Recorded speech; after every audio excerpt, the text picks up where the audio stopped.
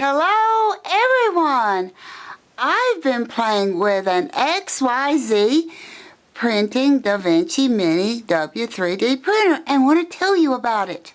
The Da Vinci Mini W3D printer is an easy to use 3D printer that requires pretty much no experience. I'm using the software from XYZ Printing. If you're considering buying a 3D printer from XYZ, go ahead and download XYZ Maker from their website first. I did this before buying to make sure it would work with my Mac, and it did. Printing has had a few issues. One is that some prints come out a bit warped. This seemed to be a common problem on large flat items. If you print something less dense, such as a poodle, then there shouldn't be a problem. Using a glue stick on the bed prior to printing has helped the warping issue a lot. Another problem was printer feed jamming. The printer would be happily humming along, then start making loud clicking and clanking, grating noises. The nozzle had jammed and the feeder was struggling. I found turning up the nozzle temperature stopped the problem.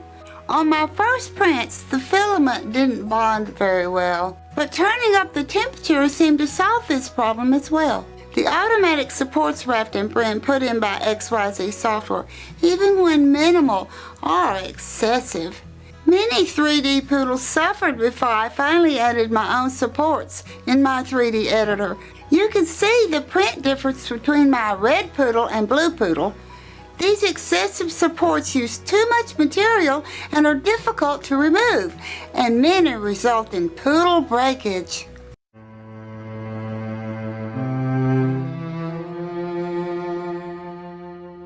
I used a 3D test print from Thingiverse.com to see how well the machine might perform. It actually did remarkably well, better than I expected. The smaller details did not come out at all, such as writing on the base. It struggled a little bit on the overhang test. However, the model was printed small, so the tiny details were unlikely to work. But the bridge test worked perfectly. There have been some complaints about the cost of filament from XYZ Printing.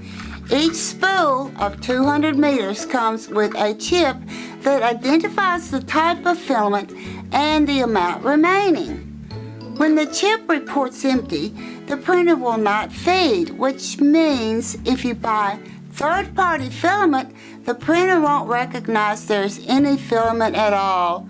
Watch my build videos, which tell about how much each model costs. The Da Vinci W3D printer is a good casual hobbyist 3D printer.